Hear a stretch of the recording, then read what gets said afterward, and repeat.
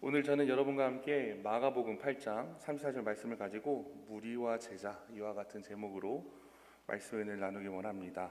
오늘 말씀의 배경이 되는 장소는 가이사라 빌립보라는 장소입니다. 사진 자료 띄워주세요. 이스라엘의 최북단에 위치한 굉장히 비옥한 땅에 헤롯은 그 땅이 풍요롭기 때문에 풍요와 다산의 신이며 살림의 신이었던 판을 위한 신전을 지었습니다.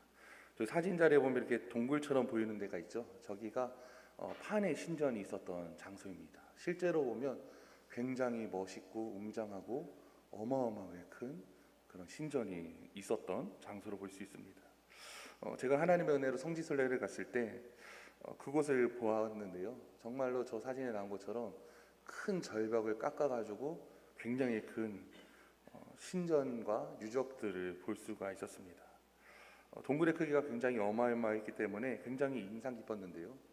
일부러 예수님께서는 공생의 기간에 의도적으로 저 가이사라 빌립보라는 지역까지 데리고 가서 질문을 던지십니다. 저곳이 어디냐면 이스라엘의 최북단에 있는 그런 지역이거든요.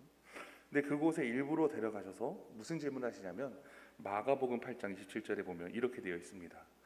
예수와 제자들이 빌립보 가이사랴 여러 나흘로 나아가실새 길에서 제자들에게 물어 이르시되 사람들이 나를 누구라고 하느냐.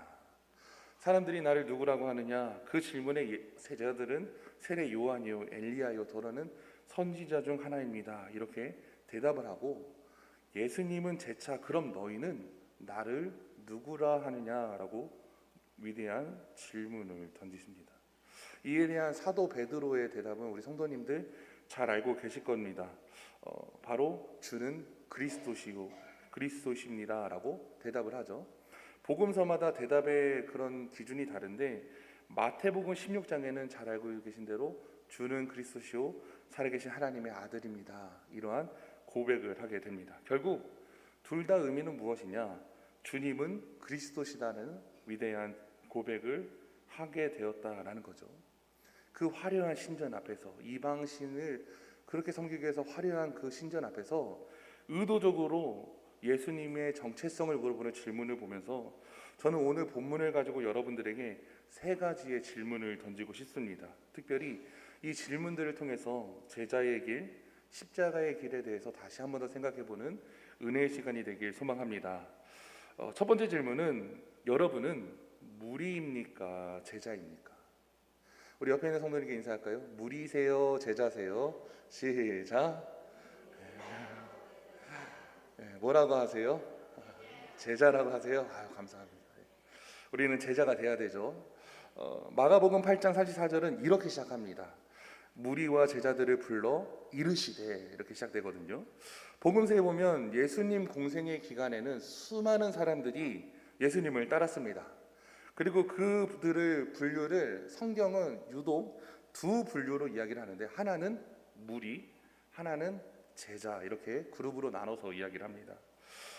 왜 이렇게 나눠서 본다면 무리는 대부분 예수님을 따라가다도 유익이 되지 않으면 떠나버리는 사람들, 자기 중심적인 신앙생활을 하는 사람들을 의미하며 반면 제자들은 주님과 늘 동행하며 주님의 길을 가려고 하는 사람들이 제자라는 거죠. 무리와 제자의 구분이 가장 확실하게 나타나는 성경 구절이 어디냐면 마태복음 5장으로 시작하는 그 산상수훈에 시작되는 부분에 나와 있습니다.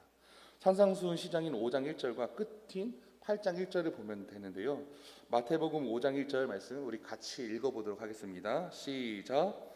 예수께서 무리를 보시고 산에 올라가 앉으시니 제자들이 나온지라. 아멘. 예수님께서 산에 올라가서 복음의 정수였던 산상수훈을 시작하실 때 산위까지 올라간 그룹이 있어요.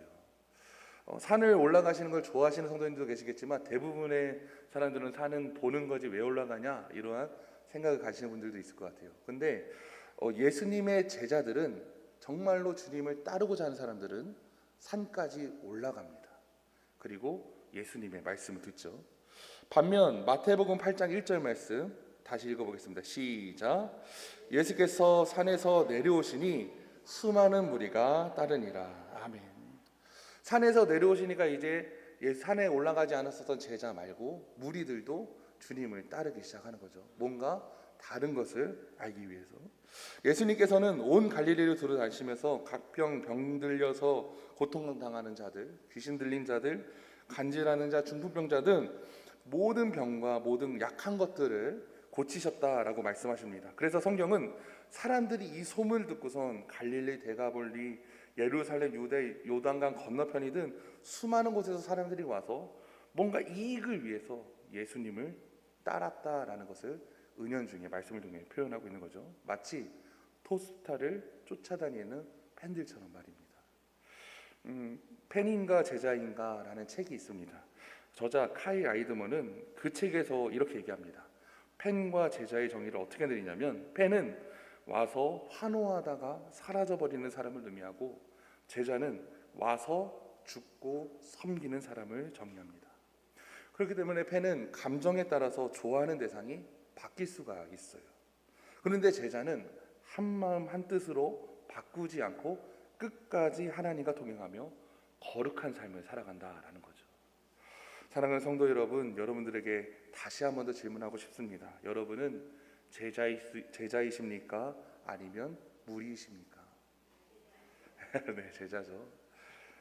그들은 잘못된 신앙으로 인해서 그들은 예수님께서 예루살렘 성에 입성하실 때 호산나 호산나 다윗의 자손이여 예수님을 환영했었던 자들이 무리였기 때문에 닷새가 지나지 않아 예수님을 십자가에 못 박아라 라고 이야기 외치는 사람들이 되었습니다.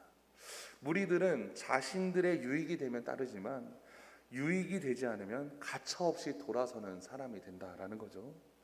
문제는 우리의 신앙이, 나의 신앙이 이런 사람들처럼 무리의 길을 가고 있지 않은가 한번 돌아보시기 바랍니다. 우리 사랑하는 성도님들의 삶 속에서 하나님의 진정한 은혜를 날마다 체험하시고 진정한 제자의 길을 걸어가시는 저와 여러분 되길 기도하겠습니다. 은혜 받을 때만 좋은 게 아니라, 축복 받을 때만 좋은 것이 아니라 환난과 핍박 속에서도 어려움이 다가올지라도 주님을 쫓으시는, 주님을 붙잡으시는 우리 성도님 되시기 주님의 이름으로 축원합니다. 미숙아로 태어나서 인큐베이터에 들어갔었는데 산소 압력 조절이 실패해서 시신경이 상실하고 태어나신 분이 있습니다.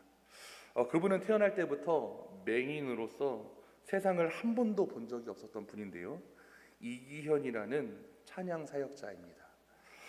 CCM을 좋아하시는 성도님들, 우리 권사님들 아실지는 모르겠는데 너는 당장 너머로 뻗은 나무, 이 야곱의 축복 이런 것들 잘 아시죠? 이런 곡들을 편곡해서 굉장히 유명한 CCM 사역자로 유명한 분입니다. 이분은 거의 한 500곡이 넘는 CCM 곡을 작곡하고 편곡한 실력자로 알려졌는데 사실 이분은 한 번도 음악을 정식적으로 배워본 적이 없다고 합니다. 8살 때 집안 전체가 불교 집안이었고 이분 어머니께서 불교 신자인데도 기도원에 가서 기도하면 눈 뜬다라는 소문을 들었나 봐요. 신기하죠? 우리들은 열심히 소문을 내야 돼요. 그 소문을 듣고서 불교인데도 불구하고 기도원으로 데리고 가서 눈 뜨기 위해서 열심히 기도를 했는데 그는 결국 눈을 뜨지 못했습니다. 근데 대신 그는 그곳에서 예수님을 만나게 되었습니다. 그리고 키보드 소리, 그 기도원에서 나는 그 키보드 소리를 들으면서 나도 한번 쳐보고 싶다라는 생각하게 되었고 석 달 만에 키보드를 마스터하고 그때부터 기도원에서 반주를 하기 시작했대요. 얼마나 잘하는지 정식적으로 레슨을 받지도 않았는데 천재적인 재능을 가지고 거의 못하는 연주가 없을 정도로 유명한 뮤지션이 되게 되었습니다. 그래서 그분이 새롭게 하소서, CBS 새롭게 하소서에 나와서 간증도 했는데요. 그때 이러한 고백을 했습니다. 뭐라고 고백했느냐? 내 눈보다 귀한 나의 예수님, 내가 눈을 잃었지만은 내가 맹인이 돼서 예수님을 만났기 때문에 나는 행복합니다. 나는 오직 예수님만 바라보고 예수님만 의지하고 예수님만 증거하며 살기 원합니다. 비록 두 눈은 멀었지만 그 사람은 제자의 길을 걸어가는 사람이었습니다. 예수님만 바라보고 예수님만 찬양하고 예수님만 영광을 돌리는 사람. 정말로 그분의 찬양을 통해서 많은 사람들이 하나님을 만나고 하나님께 영광을 돌리고 은혜 받게 되고 주님께 돌아오는 은혜가 나타나게 되었다라는 거죠. 사랑하는 성도 여러분, 한 번뿐인 인생에 그저 목적도 없이 방황도 없이 막 사람들과 함께 무리에 섞여 있지 마시고 주님의 제자가 되셔서 하나님의 영광을 위해 살아가시는 저와 여러분 되길 소망합니다. 두 번째 질문은 과연 우리는 무엇을 따르고 있는가입니다. 마가복음 8장 34절 말씀에 다시 한 번 더 말씀하시는데 우리 같이 읽어볼까요? 시작. 무리와 제자들을 불러 이르시되 누구든지 나를 따라오려거든 자기를 부인하고 자기 십자가를 지고 나를 따를 것이니라. 아멘. 사랑하는 성도 여러분, 우리의 삶의 목적은 분명한 목적이 있어야 됩니다. 그것은 바로 예수님을 따라가는 삶이어야 된다라는 거죠.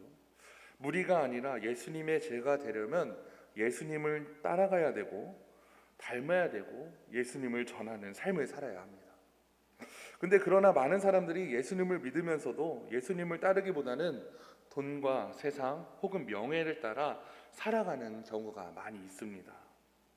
근데 우리들은 기억해야 될 것은 세상의 권세, 돈, 명예 같은 것은 잠깐은 매력이 있을지 모르지만 영원한 것이 아니고 자칫하면 우리의 모든 것을 잃어버리는 지름길이라는 것을 기억하시기 바랍니다. 우리가 그렇다면 무엇을 따라가야 되느냐? 길이요 진리요 생명이신 예수님을 따라가시는 저와 여러분 되길 주님의 이름으로 축원합니다. 그분의 절대적인 부르심에 나의 생각과 나의 모든 것을 내려놓고 쫓아가야 된다라는 거죠. 마태복음 4장 19절에 보면 예수님은 이렇게 말씀하셨습니다. 말씀하시되 나를 따라오너라 내가 너희를 사람을 낚는 어부가 되게 하리라 하시니. 아멘. 예수님의 부르심을 들었었던 베드로와 안드레, 야고보와 요한은 그들의 생기수다인 그물과 배를 내어버리고 아버지도 버려두고 예수님을 쫓습니다. 예수님 잠시 제가 한 3일 후에 그곳에서 만나겠습니다. 이런 것들 다 정리하고 예수님을 쫓겠습니다. 이게 아니라 그 즉시 주님을 쫓았다라는 거죠. 세간이었던 마태 역시 예수님의 부름받았었던 그 즉시 세간원직을 버리고 주님을 따릅니다. 주님의 제자들은 이처럼 행동이 남달랐다는 것을 기억하시기 바랍니다. 주님을 따르는 길은 때론 희생과 고통이 있습니다. 그리고 슬픔이나 괴로움이 있을 때도 있습니다. 근데 중요한 것은 우리가 슬프나 괴로우나 가난하거나 부하거나 병들거나 병들었을 때나 건강할 때나 잘 될 때나 못 될 때나 무엇을 하든 어디에 있든지 오직 주님이 가신 그 길을 따르는 것이 제자의 길임을 기억하시기 바랍니다. 이와 같이 길은 목표를 삼은 자는 결국 영혼도 잘 되고 범사가 잘 되고 형통한 법을 받는다는 것도 기억하시기 바랍니다. 왜냐하면 주님을 따르는 길만이 참된 길이요 행복한 길이기 때문입니다. 디트리히 보네포라는 신학자가 있습니다.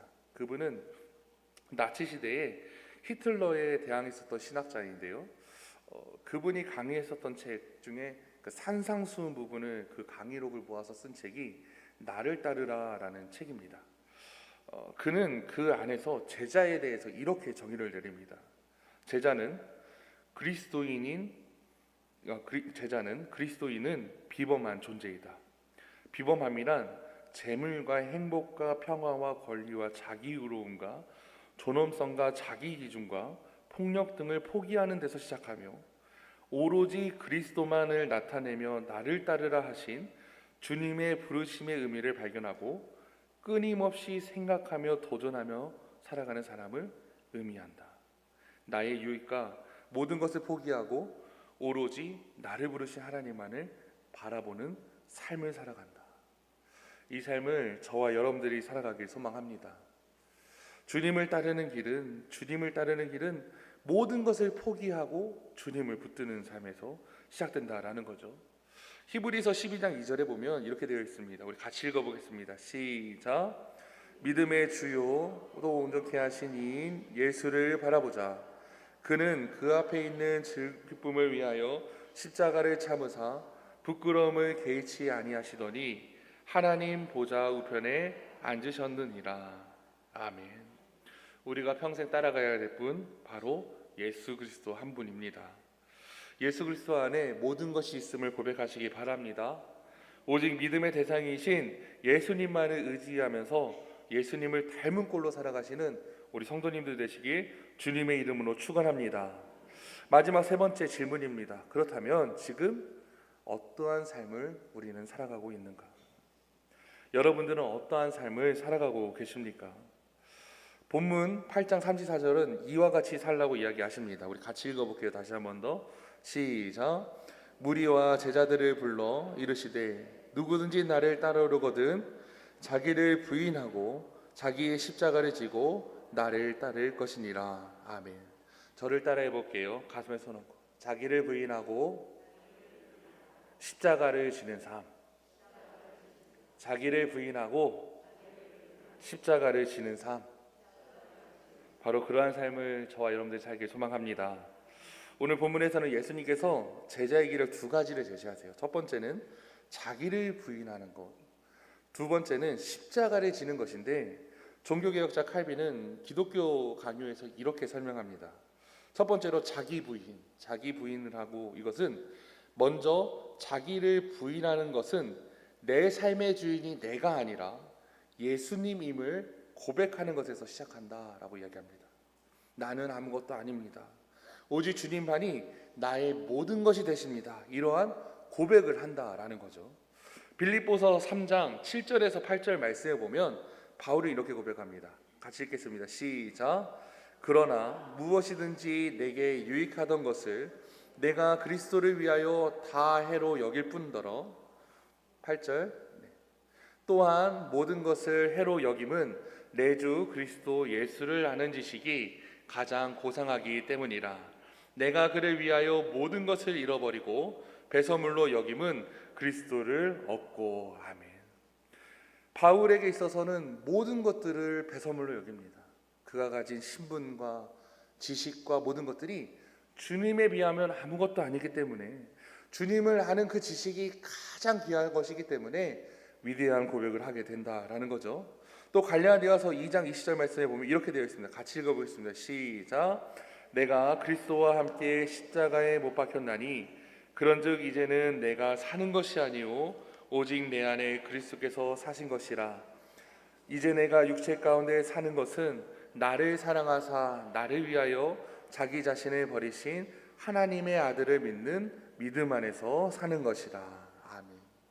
이전에 나를 의미했었던 옛사람은 완전 죽어버리고 내 안에 살아계신 주님을 고백하는 그의 고백처럼 날마다 주님과 동행하며 살아가시는, 자기의 모든 것을 부인하며 살아가시는 우리 성도님들 되시기 바랍니다.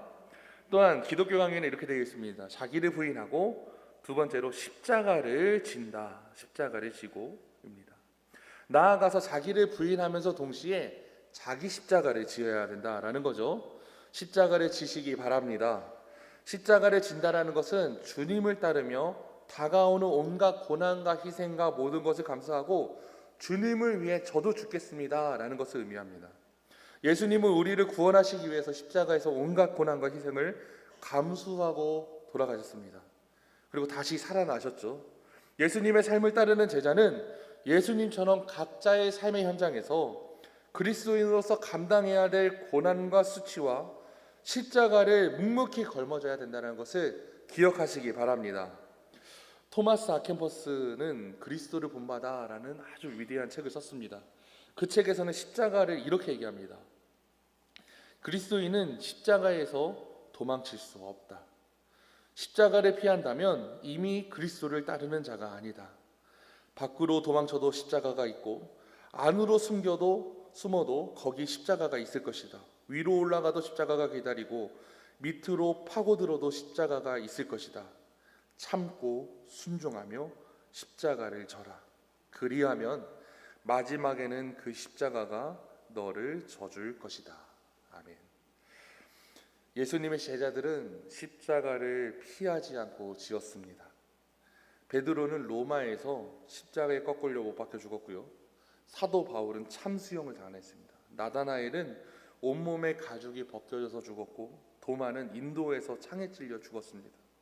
이들이 죽음조차 두려워하지 않았던 것은 주님이 가신 십자가의 길을 기뻐하고 그리고 감사하며 따랐기 때문입니다. 사랑하는 성도 여러분, 주님의 십자가를 지시기 바랍니다. 말씀 마무리하겠습니다. 우리 앞에는 두 가지의 길이 있습니다. 무리처럼 세상과 적당히 타협하며 예수님을 따르겠습니까? 아니면 제자처럼 어떠한 상황을 희생을 치르더라도 자기를 부인하며 십자가를 지닌 참된 삶을 사시겠습니까? 진정한 주님의 제자, 십자가의 길을 열심히 걸어가시는 여러분들 되시기 주님의 이름으로 축원합니다. 우리 이 시간 기도하겠습니다. 이 시간 기도할 때 하나님, 특히 오늘 말씀을 통하여서 주님의 제자에 대한 길에 대해서 깨닫게 해주셔서 정말 감사합니다. 어떤 상황에서도 흔들리지 않고 자기를 부인하며 십자가를 지는 자들 되게 하여 주시옵소서. 특별히 오늘부터 그리고 내일부터 오늘 내일 이제 예수 제자 훈련 아카데미가 시작되는데 하나님 그 시간 가운데 풍성한 은혜를 허락하여 주셔서 제자 훈련의 중요성을 깨닫고 주님의 제자가 될 수 있도록 주님 은혜 되어달라고 우리 다 함께 주여 선창하시고 뜨겁게 기도하겠습니다. 주여.